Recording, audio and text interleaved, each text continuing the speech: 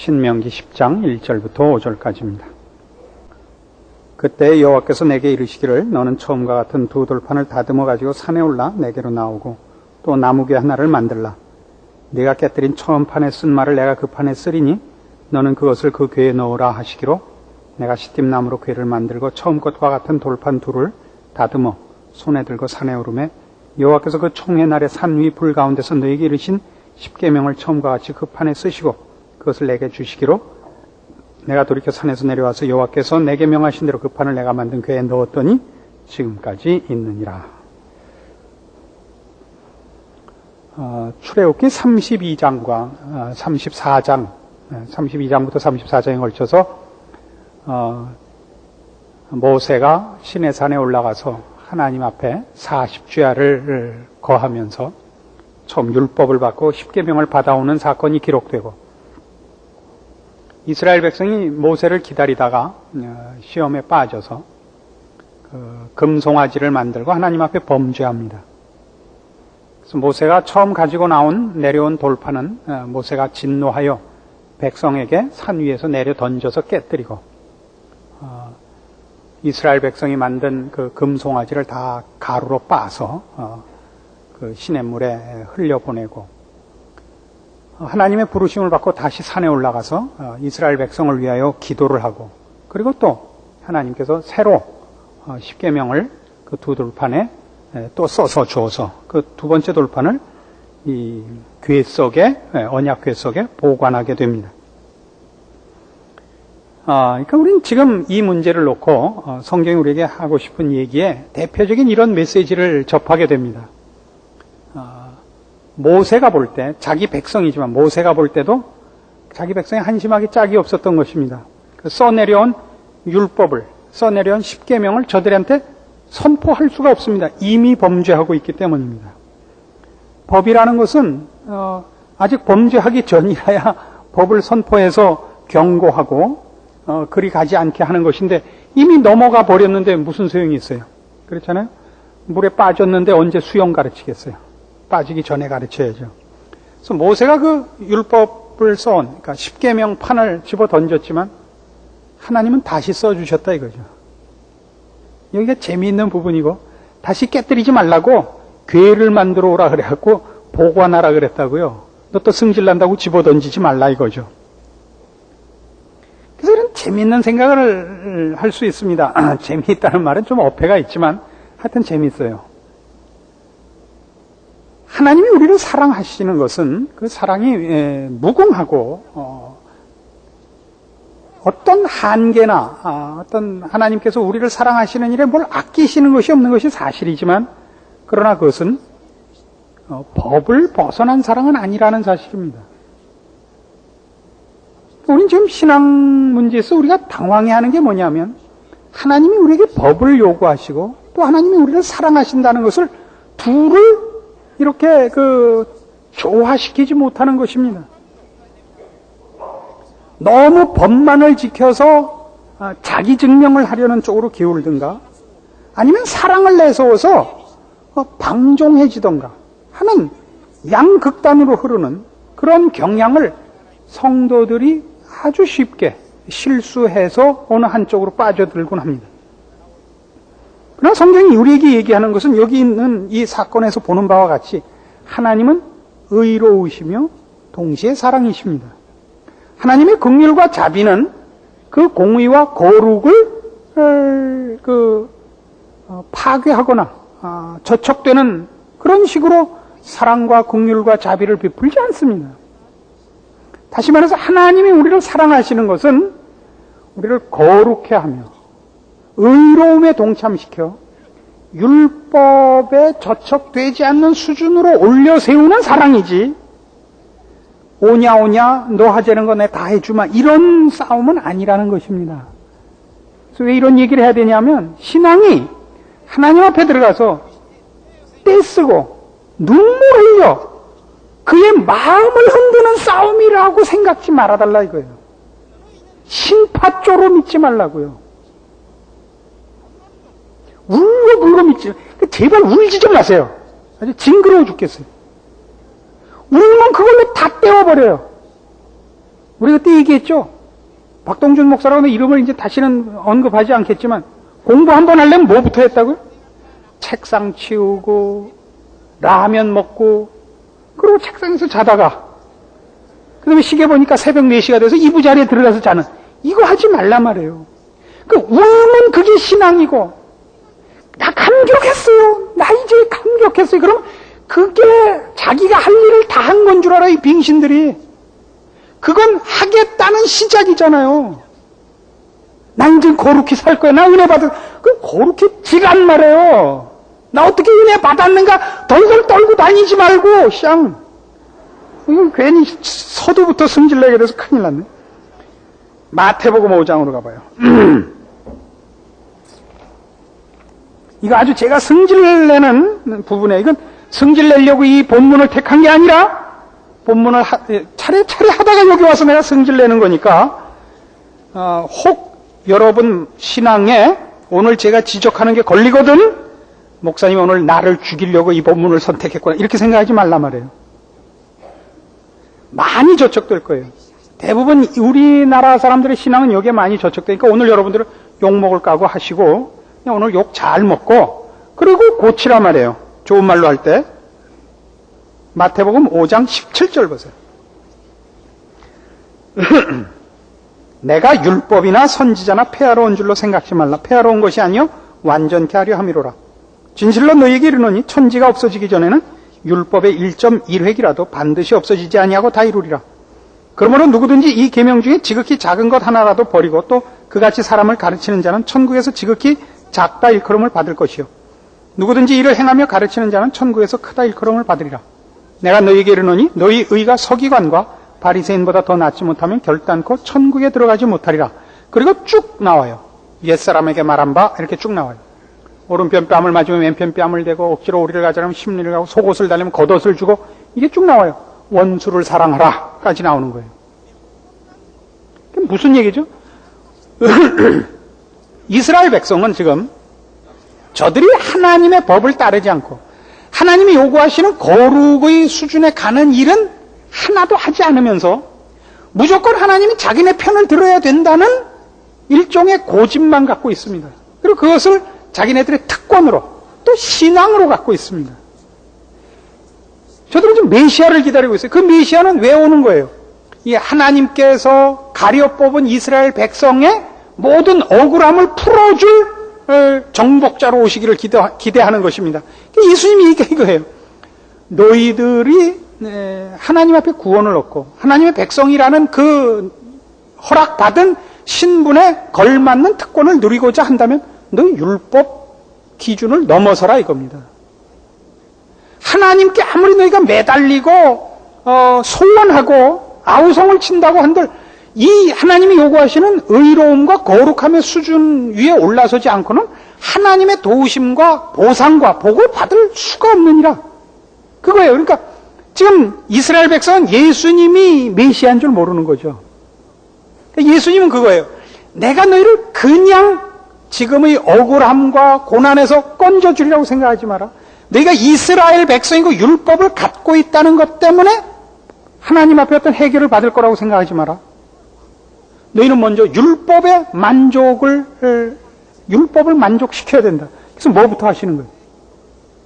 예수님은 심판자로 오시기 전에 십자가에 죽으셔야 되는 것입니다. 그러니까 우리가 예수를 믿는다 그러면 여러분은 좋아요. 예수 믿는 건 누가 뭐래? 예수를 믿은 것으로 여러분 죄와 사망의 노예로부터 벗어나서 우리 지금 계속 하는 것 의와 진리의 거룩함으로 지으심을 받은 새 사람의 자리에 가 있어야 돼요.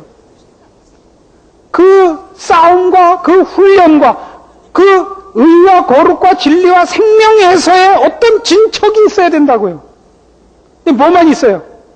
아직도 갈보리 밑에 있어요. 늘 얘기한 밤낮 십자가로 말미암아 여러분은 다른 사람이 됐고 다른 출발을 가졌죠. 십자가는 출발이라고요. 그 출발로부터 어느 만큼 갔냐니까요. 그거 놓고 저는 뭐만 해요? 목걸이에 십자가만 달고 다니 아주. 다음부터 달고 오면 죽일 거예요. 뭐 드라큘라가 나와요? 뭐가 무서워서 십자가 달고 댕겨. 이거 달지 말고 이렇게 살라 말이에요. 이게 제일 미치겠는 거예요. 지금 여러분이 이렇게 째려보는 거는 살고 있다 이거죠. 아닐걸요? 아닌 것 같아서 그래요, 저는. 기라고요? 하여튼 나중에 끝나고 싸워요. 로마서 3장으로 가보세요. 성경이 문제를 얼마나 열심히 다루고 있는 거 아셔야 돼요. 로마서 3장 25절. 구원도 이렇게 얘기해요. 십자가도. 이 예수를 하나님이 그의 피로 인하여 믿음으로 말미암는 화목 제물로 세우셨으니 이는 하나님께서 길이 참으시는 중에 전에 지은 죄를 간과하심으로 자기의 의로우심을 나타내려 하심이니 곧 이때 자기의 의로우심을 나타내사 자기도 의로우시며 또한 예수 믿는 자를 의롭다 하려 하심이니라. 그런즉 자랑할 데가 어디냐 있을 수가 없느니라. 무슨 법으로냐 행위로냐 아니라 오직 믿음의 법으로니라.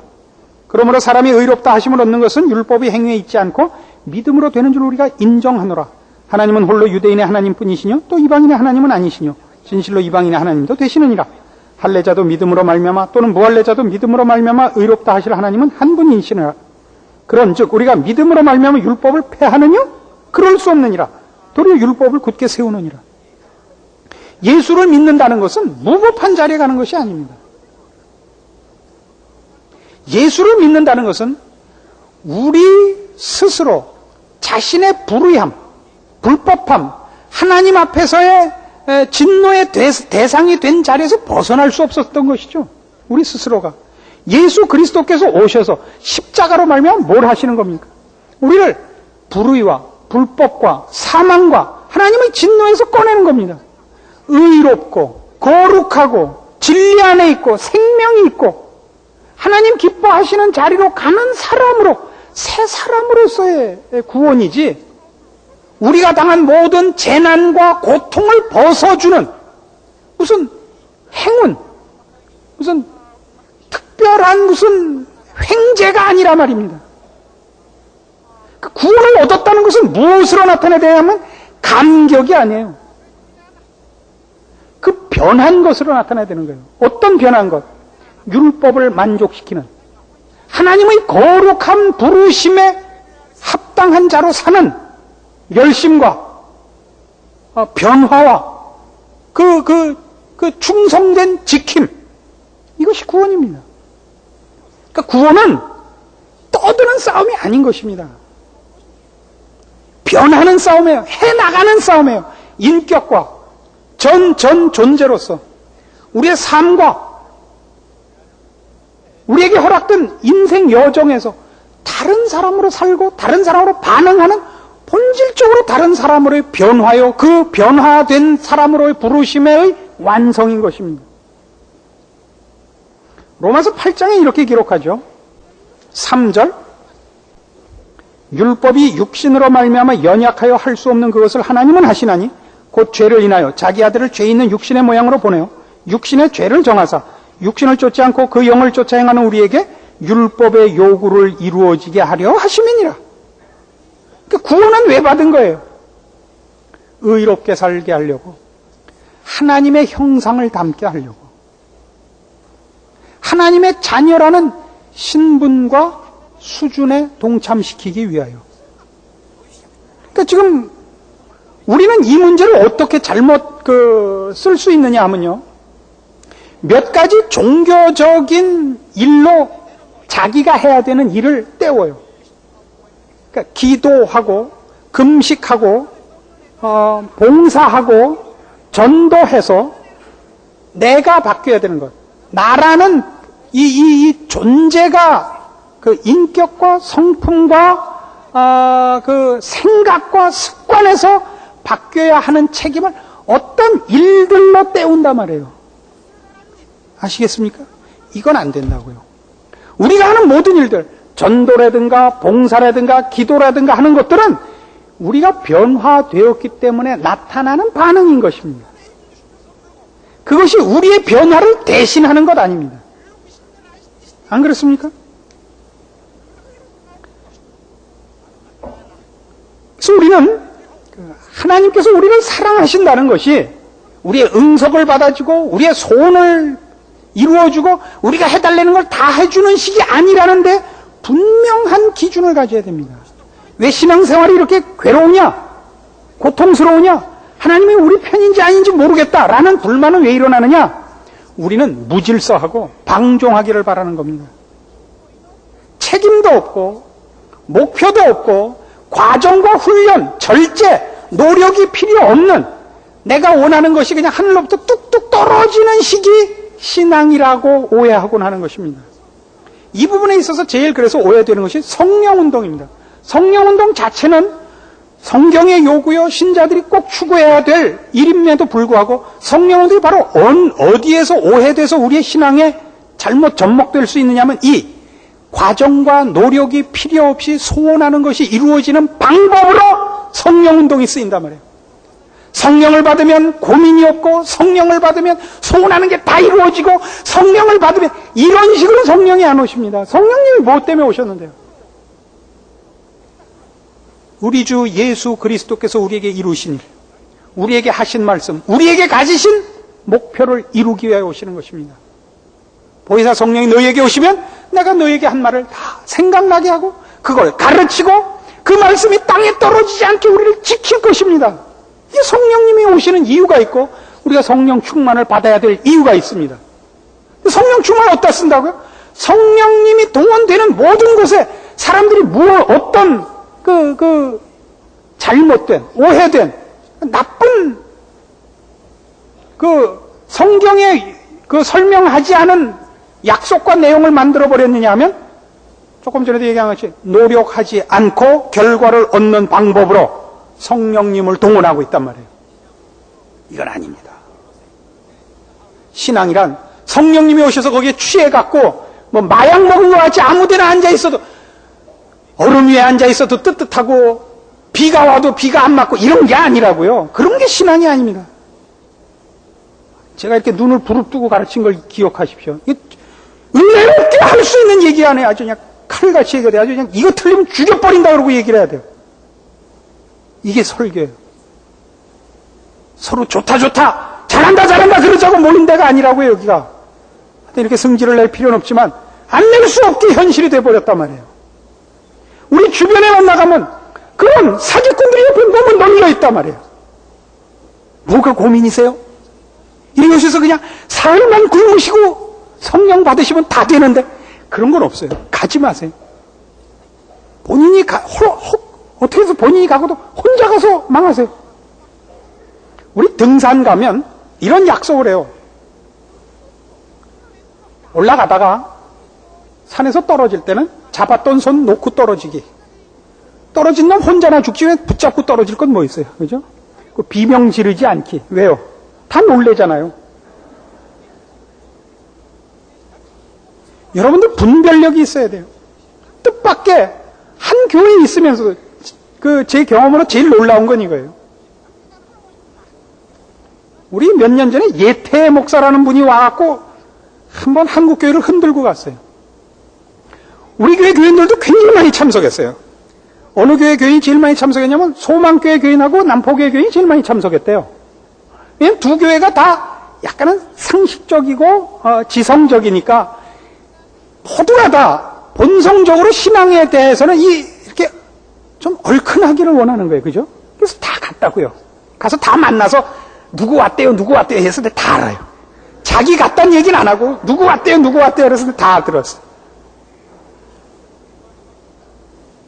근데 환장하는 게 뭐냐 하면 와서 뭐라냐, 그분 하는 얘기하고 제가 하는 얘기하고 똑같대요. 아, 이런 미치고 팔짝 뛸 일이 어디 있어요. 전혀 다른 얘기하고 있는데 똑같대요. 아시겠어요? 분별력이 그렇게 쉽게 생기지 않습니다. 그래서 어떤 교회를 정하느냐는 건 대단히 중요한 것입니다. 어느 교회가 좋고 어느 교회가 나쁘냐를 우리가 이렇게 프린트해서 나눠드릴 수는 없습니다. 이거 하나는 얘기할 수 있습니다. 우리 교회는 좋은 교회 측에 듭니다. 그리고 여기서 오래 신앙생활 하기를 바랍니다. 제가 잘 가르칠 셈이니까. 근데 여러분들이 바로 이렇게 잘 교육받고 있다고 알면서도 왜 세죠? 성경이 가르치는 것과 여러분이 소원하는 것 사이의 갈등에서 여러분의 소원이 성경의 가르침을 이긴다니까요, 꼭. 안 그래요? 성경이 이게 옳다 저게 옳다 하는 것과 내 마음이 답답한 것은 어느 게 더 급해요? 내 마음 답답한 게 더 급하다 말이에요.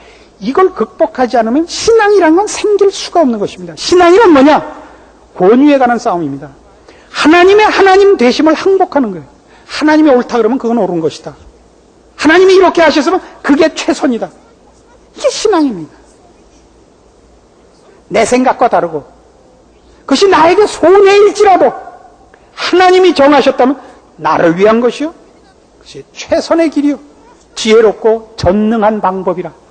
그걸 믿는 것이 신앙입니다. 그리고 그걸 배워나가는 것이죠.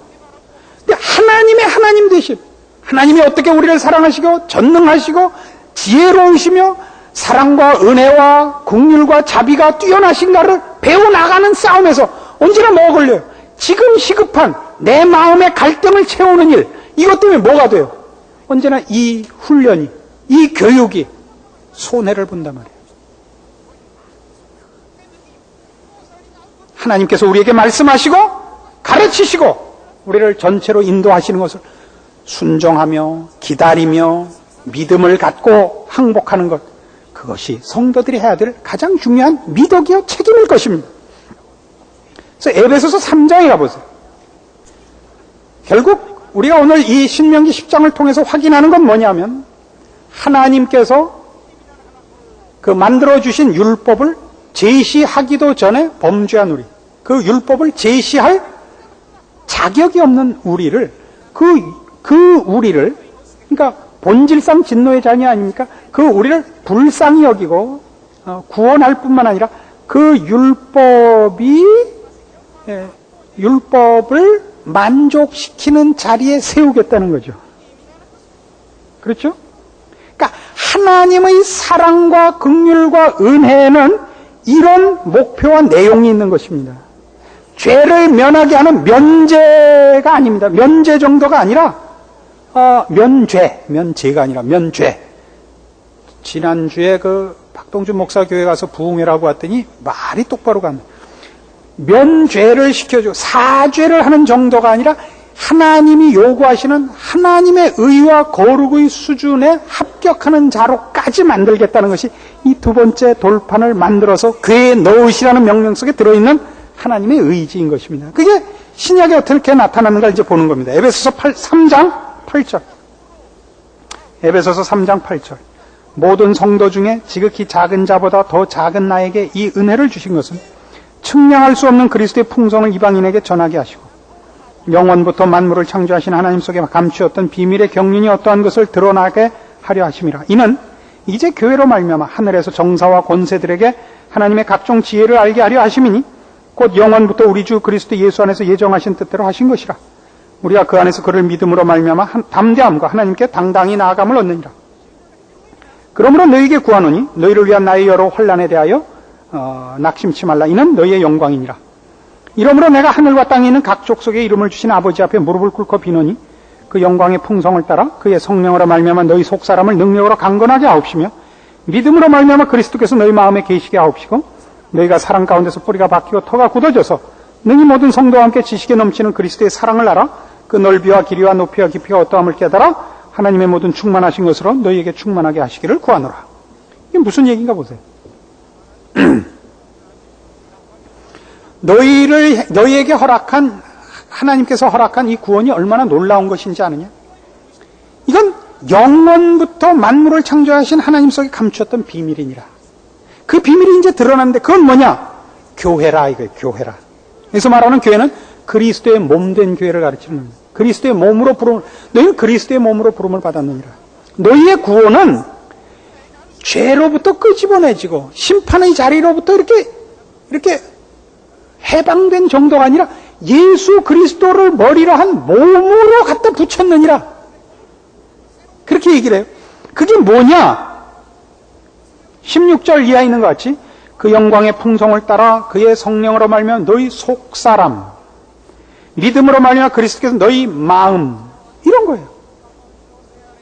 어떤 물건을 한 장소에서 한 장소로 옮겨놓는 정도로서 구원을 설명하지 않고 너희를 불러 그리스도를 머리로 한 그의 몸으로 붙여서 그리스도와의 유기적 연합체를 만들어서 우리로 하여금 인격적으로, 성품적으로, 존재적으로, 여기 있잖아요.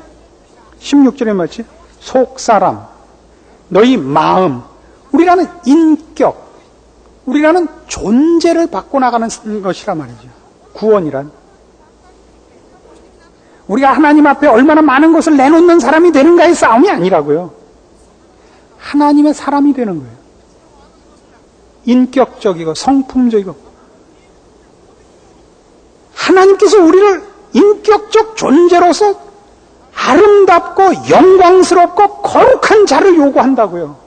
그게 바로 모세가 깨뜨린 돌판을 하나님이 다시 만들어서 궤 속에 보관시킨 그 사건에서 나오는 중요한 메시지란 말이죠. 에베소 4장에 가시면 그래서 13절에 이렇게 나와요. 우리가 다 하나님의 아들을 믿는 것과 하는 일에 하나가 되어 온전한 사람을 이루어 그리스도의 장성한 분량이 충만한 데까지 이르리니. 그러니까 예수 그리스도를 머리로 한다는 것은 그 몸을 어디까지 요구하는 거냐면 몸은 다 누구의 지시를 받아요? 머리의 지시를 받잖아요.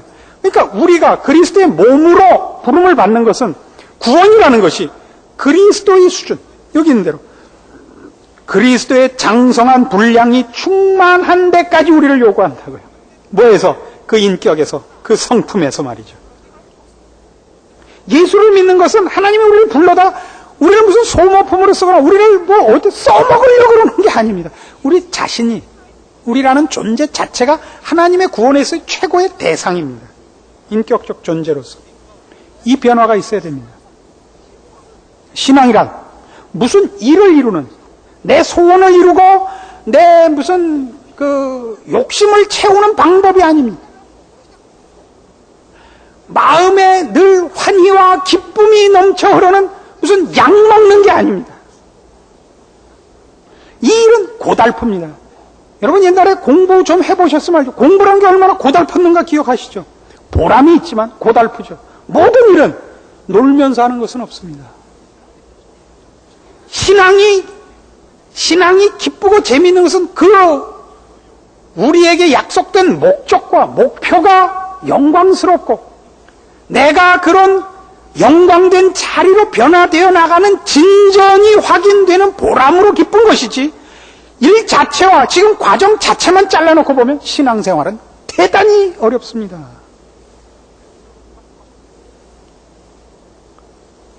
공부 잘한 사람이 남 잘 때 자고 남 놀 때 놀고 공부 잘할 수 없는 것과 같습니다.